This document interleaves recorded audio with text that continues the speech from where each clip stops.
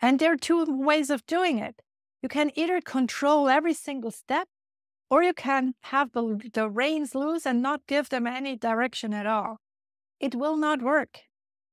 So there is this middle way. There is this middle way that says, okay, I'm here. I'm your trusted partner. Hi, and welcome to Lead Well. Hi and hello to today's episode of Lead Well. So let's continue to talk about time management and how to get things off your plate. By the way, there was one thing that I wanted to share with you that I haven't so far. Can you all remember this demonstration? I think this was about 10 years ago, maybe even 7 years ago, still very popular, where there was a demonstration of how to manage your time. And there was this big jar, and there were stones, and there were little pebbles, and then sand, and also liquid. And this person started talking about how to manage your time. And first of all, they started pouring in the sand, and then the little pebbles, and then the big stones did not fit. And the message of this all was, if you put in the big stones first, and then the smaller pebbles, and then the sand, and then you could even add the liquid, a lot more of things can be done. So like this container being your time, and the stones, pebbles, and sand being the tasks that you're expected to do. I think this was a fantastic visual. However, things have changed. And what happens if you have too many big stones? Even when you start putting the big stones in first, if there are too many for the jar, there is no way you can fit them in. Yeah, you could probably break them into smaller parts, but even then, at some point, the jar is full. And so we need to have a different way of thinking about time management. And that's exactly what we're looking into today. And that is, how can I get things off my plate? And we talked about that last time as well with prioritization, making sure that you focus on the things that are most important according to your values. And today, let's talk about two things, actually.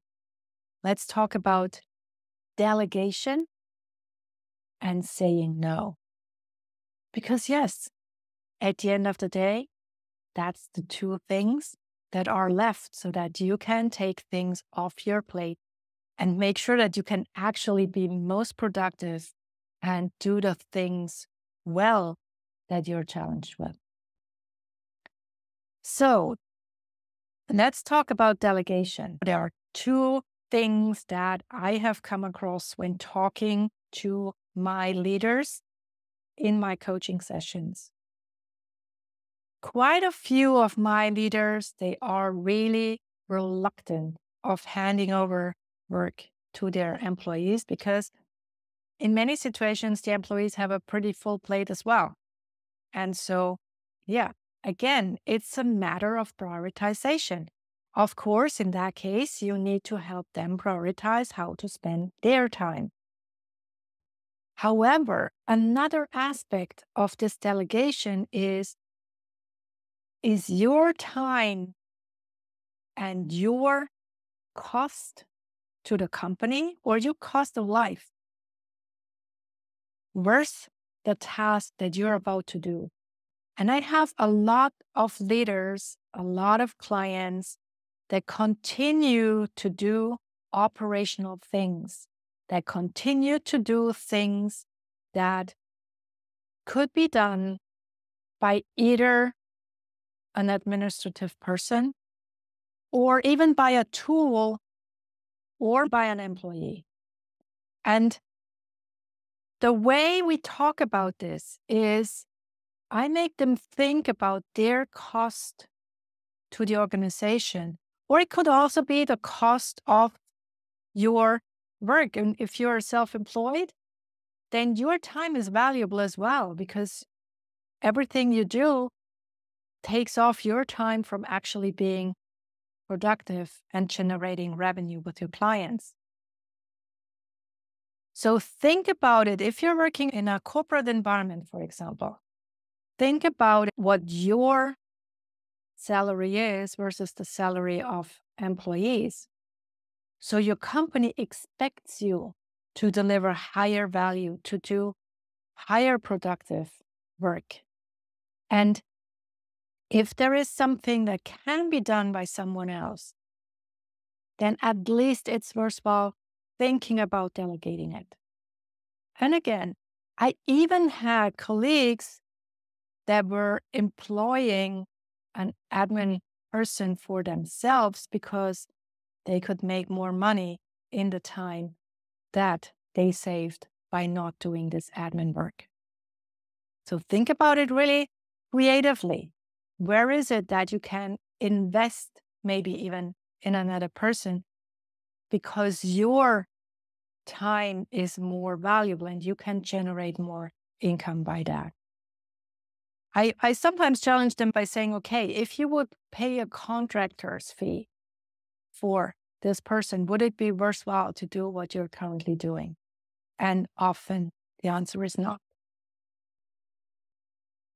Now, when we think about delegation, there is another aspect that I have come across quite often. So, for example, I had one client who told me, Christine, it's so frustrating because, yes, I'm good at delegating. So I hand things over to my team and they like it because it's a sign for them that I really appreciate their work and I trust them. And so I hand over the work, and then after 3 weeks, I already know that the result will not be what I expected. What can I do to make it clearer? So how can I make sure that my people understand what I want from them?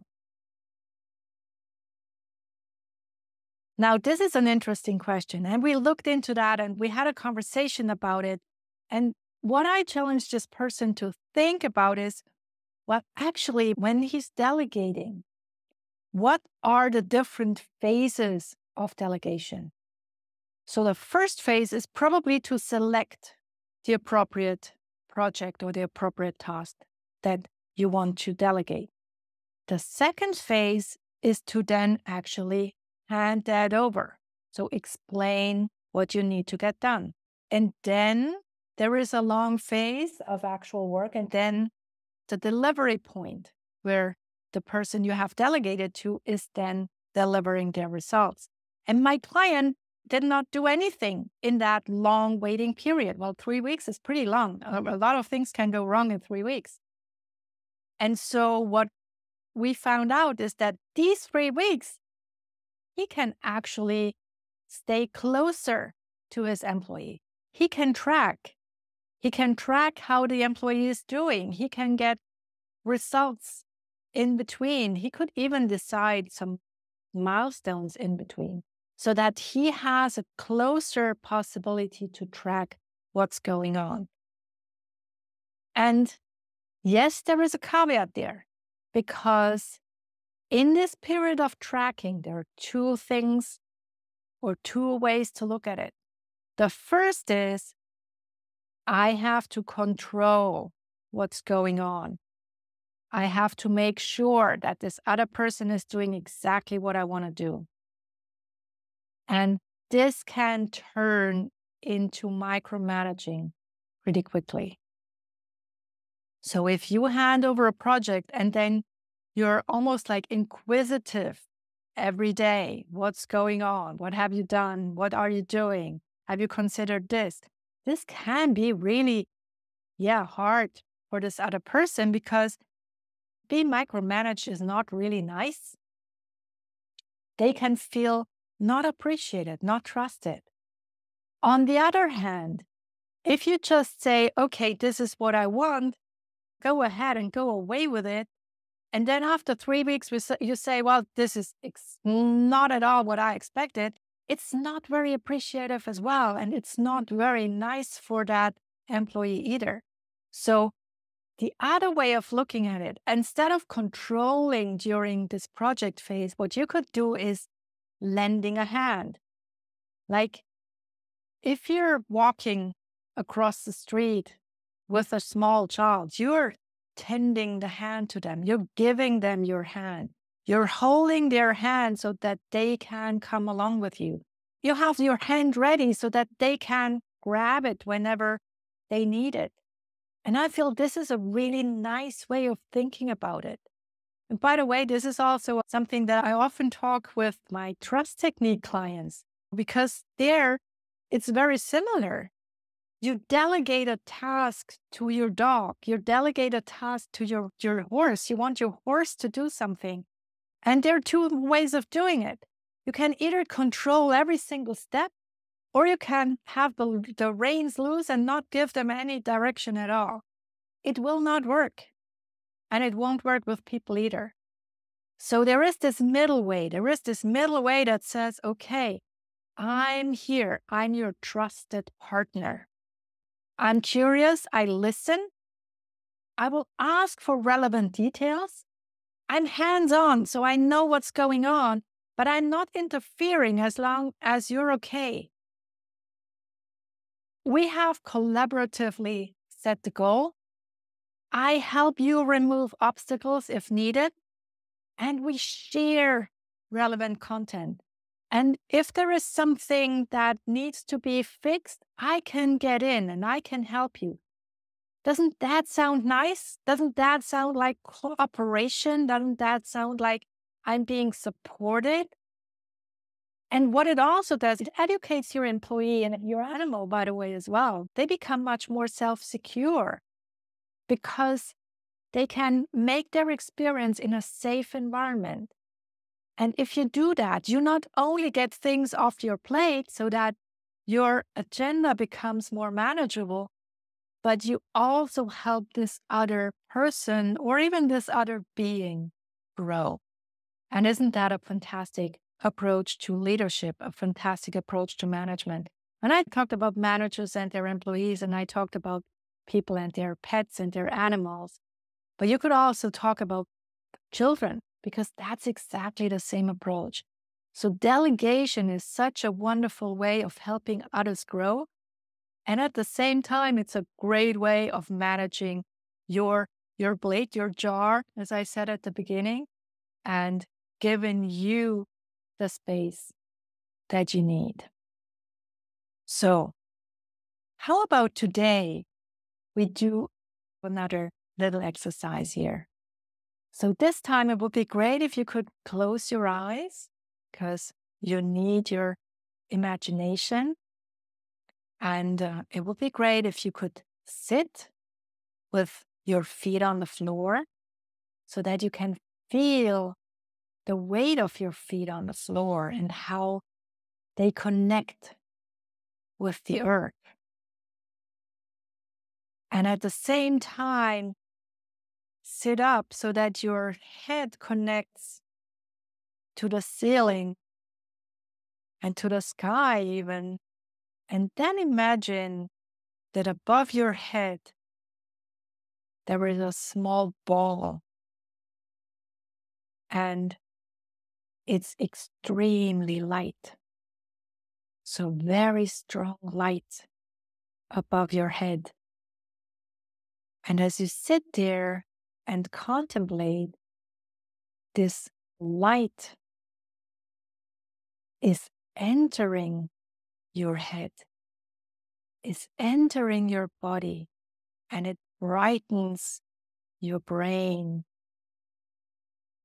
It brightens your head, your throat, your upper body, your arms, up onto your fingertips. Also your lower body, your legs, and your feet. And maybe you already experience the warmth that this light brings into your body. And so I invite you to take a few breaths and really enjoy this inner light and this inner feeling of warmth.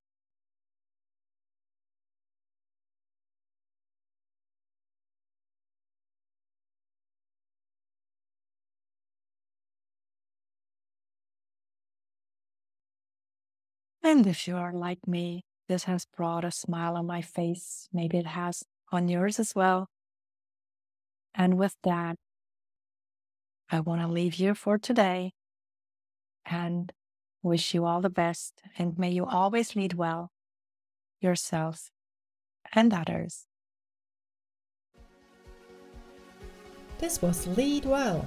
Now, what is the one thing that you're taking away from this episode? Please share in the comments below and do share the podcast with your friends and family, but only if you like it.